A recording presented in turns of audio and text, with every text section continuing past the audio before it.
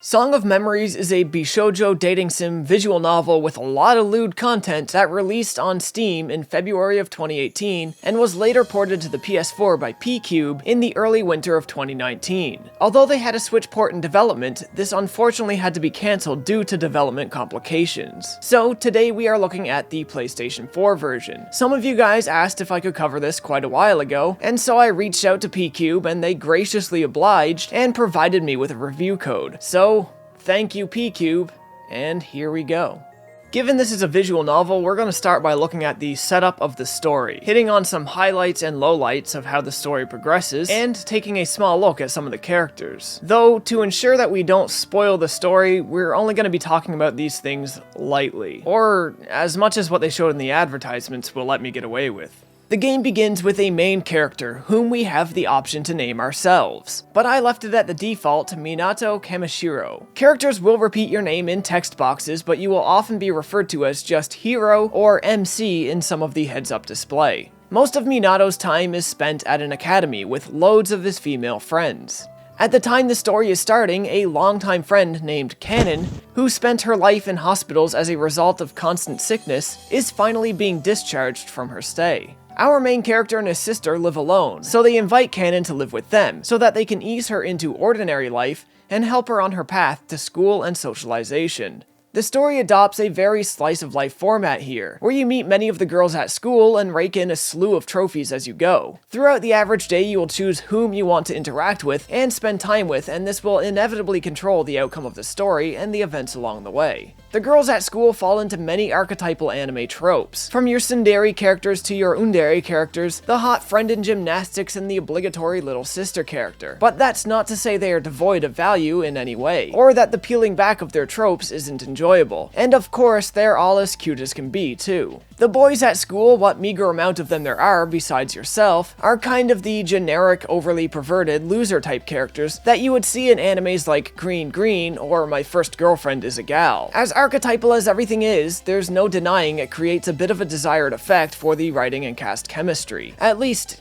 it's desired for those who are into this sort of thing, who just like that kind of simple anime setting, where you can cram in a bunch of perverted jokes and romance. The tone of the story is varied, where there will be serious moments with Kanon in the hospital, and then in the next scene, the writing is telling jokes that break the fourth wall. Most of what you go through is your typical mundane slice-of-life school and romance scenarios, though here and there, more challenging narrative elements will occur. One character in particular, as I recall, struggles at home with neglectful parents. Though this makes her life difficult, it is a secret that she divulged to you, and a secret that you must keep. So there are things of transcendent value or social statements that you can take away from this game, but the game mostly puts its focus on just creating small and charming romantic scenarios for you to engage with. These romantic scenarios aren't much in the way of being creative, and where a lot of people may see them as kind of trite, I can't deny that it did make me a bit nostalgic from time to time, as I waxed in memories of what life used to be like as an awkward teen, becoming romantically involved with people for the first time. As an awkward adult who has been in a committed relationship for nearly a decade now, I can't readily relate in a present tense to the main character. But for those not quite in my position, I think you'll get more out of this than I did, but what I got out of it was still pleasant nonetheless. Anyway, that's how most of the scenarios in the game go. It's your typical romantic slice-of-life anime comedy kind of game. But then I have here in my notes, second recording 38 minutes. Monsters? Question mark? Followed up by 39 minutes, idols to battle monsters. So yeah, there's that. So this game is a little more out there than I thought it was going to be. If this next portion of the game didn't run so contrary to the rest of it, I probably wouldn't even cover it, but as it does kind of clash and as it is covered in the promotional materials as I now know, we gotta take a look at it. So, interrupting the slice-of-life story in the way interrupts your nap, this game near randomly springs monster attacks on you. When these occur, idols who are summoned from something akin to a smartphone app will show up on scene and sing the monsters to death, in a rhythm game that's reminiscent of the Project Diva games, but in a much lighter format. Some songs attack the enemies, and others will heal your main character. You can actually get game over here as well. If you don't like these parts and you don't want to bother, you can skip the scene entirely, or allow the computer to do it automatically. Both will auto in the scenarios for you. There is a given reason for why these monsters occur, and they do work it into the world, but it is rather jarring nonetheless and makes the pace and structure of the story feel kind of wonky. Thankfully, there isn't too many fights. In the route I first finished, I believe I only counted 6 or 7 of them, and my route was maybe 9 hours long. There is one other big shift in tonality, however, and I'll leave the details light on this one, but this is also covered in the trailers in way more depth than what I'm going to go into. And hell, it's even highlighted largely on the case for the game. But around 2/3 of the way through, the game more or less stops being a dating simulator. The decisions you made in the first 2/3 will affect the bulk of the events in the final third, where the game essentially becomes a visual novel about surviving in a society that, for reasons I won't disclose, had been plunged into a state of mass hysteria. During this time, there's still romantic scenarios, but by this point I believe your route is sealed in relation to who you ultimately end up with. And there is a bit of a darker tone overshadowing everything. At this point, the game gets into some serious stuff that ranges from sad, to edgy, to disturbing, to trite and forced,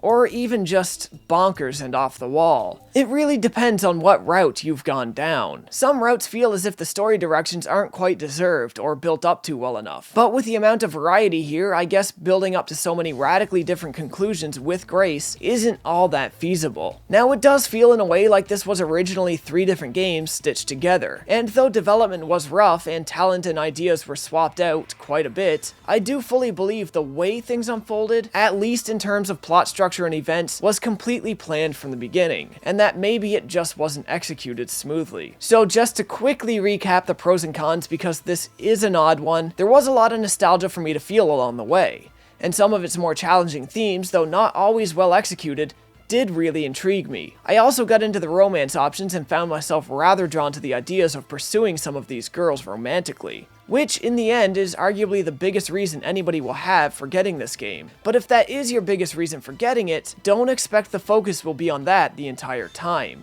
The story is wonky in execution, but I didn't feel that I wasted my time coming out of it with what I did. And at the very least, for as trope-driven as it may be, I can safely say I never quite seen all these tropes thrown together in this fashion, and so it does stand out as unique, albeit in a way that will be very divisive. Though it doesn't have many ratings on the visual novel database, the discrepancy here between the 2 9s and the 5 is a bit eyebrow-raising. So think hard about what I covered, as you can find yourself falling into either category pretty easily. So that about covers the game's progression and what the characters can offer along the way. And while I did try to keep the details light, I really did try to hit home the idea of how strange and wonky some of these gameplay and story mechanics are. It's definitely a tough one to comment on and to come up with a solid opinion about. But from here, let's jump into the technical aspects of Song of Memories. In terms of replayability, I think the game has you covered. From what I could see on the game's built-in route guide, there's quite a few routes to follow. Given how much my decisions changed how things went, there's a whole lot here that I've yet to see, and repeat playthroughs will definitely offer a lot of variation. The route guide itself is an awesome inclusion. It not only shows you how many routes there are, but what decisions along the way led you to the route that you're on. You can also use the chart to go back and redo decisions. I personally avoided letting the game show me how to do each route, as I wanted an organic playthrough, where my own inclinations drove the story. The options menu is pretty decked out for a visual novel, and from the main screen we have this secret menu which has a bunch of additional scenarios you can play through separate from the main game, as well as a collection of cool promotional material. The game is fully voiced with the exception of inner monologue, and the voiceover work is pretty good considering the breadth of it, but it is Japanese only. There is no dub. 当然ね。お兄ちゃんよく言った。さてと。 Not only is the game fully voiced, but it's fully animated too, and lip-synced, with the promotional materials boasting over 100 animated scenes. Characters are animated with something called emote, which kind of creates that sort of live 2D animation look we've become familiar with from mobile games or more budget titles. I've never been the biggest fan of this style where everything kind of looks like it's breathing and warping, but this is definitely one of the finest examples I've seen on how to use it. It doesn't feel budget really, and it gives the illusion of real CG models. On that note, I'm not 100% certain they're not CG models. I don't quite know how this works. But on a similar note, man, I did laugh the first time I seen the breast physics in this game. That's not me saying they're bad, I just wasn't expecting quite so much. After about 20 minutes of play, it more or less just blended in with the visual direction of the game. The style of animation itself, I decided after a short bit of play, was actually a good thing. It kept things moving and lively. That little bit of extra visual flair goes a long way for making things feel less boring, though there are areas where it looks a little gummy. Specifically when the idols are singing along to the music, the lip flaps just don't feel right. It also looks like they're supposed to be holding microphones, but that maybe they just didn't get around to adding them in. During special event CGs, they'll sometimes use a slightly altered version of their art to give more detail, and I just don't know about this. I found it a little jarring and kinda wish they just stuck with one art style for the whole thing. The text in-game is largely good, though there are typographical errors like double spaces and missing letters here and there. These aren't terrible, really, and they're not too frequent, but there's one spot where errors are going to stand out more or feel a bit off-putting, and this is in the graphical user interface. Song of Memories has a bit of a blue reflection thing going for it. Where blue reflection had the confirm button translated to say settings, this has its own set of erroneous and questionable things. Default settings is called start choice. Loading a game is downloading, stuff like that. You'll notice it, but it won't get in the way of your understanding. The music is mostly background music, but it fits the game well, and there is a lot of it. The sound design is mixed. Some stuff like monster howls, which I guess is technically a voiceover, just don't cut it. And a lot of sound effects feel kind of cheap, but not in a way that's unusual for the genre. If you have no issues with the typical visual novel sound design level, you'll have no issues with this one. I did experience audio breaking up a couple of times, though this was the extent of my performance issues. This happened briefly, maybe 5 times in a single route. Otherwise, the performance was a-okay. For those concerned about Sony's censorship on this game, breathe a sigh of relief. While all of the references to high schools were changed to academies in compliance with the ESRB ratings, it seems visually the game is completely untouched. So here it is, to my surprise, a game on a Sony console with all of its boobs and butts intact. Just to make sure I wasn't leading you guys astray too, I messaged PQube and I spoke to the people who worked on this game, and they assured me that not a single change was made from the PC version to this one. I guess if you want to send Sony a message, this is the game to support, though I would never recommend you buy a game on those grounds alone. That aside, I am celebrating it actually arriving on PS4 unblemished. And with that, I'm not gonna make a recommendation anyway. It's my hope that you guys just learned enough from this video to make the decision for yourself. This is a really varied game and you guys are a diverse crowd of people. There's no way I can recommend this to everybody. For some of you it's going to work, for some of you it really won't. Personally, I think it's cool that we got this. I think it offers quite a lot, especially for those who look into replaying their games and replaying their visual novels and dating simulators. I can't fault the effort put into the presentation of the game either, and how it's trying to push visual novels into a new direction. A direction with a seemingly higher budget. I think the effort there alone is worthy of commendation. But visual novels are all about the story and characters. This one didn't 100% deliver for me, but it gave me enough quiet and happy moments of reflection and nostalgia that I can't say I didn't enjoy myself either. So there is something of value here for sure. And that's all I'm gonna say on Song of Memories, guys. If you liked the video, found it useful or helpful at all, you know the deal. Like, comment, subscribe, share the video if you can. If you really like the content, consider supporting the show on Patreon. And as always, folks, thanks for watching.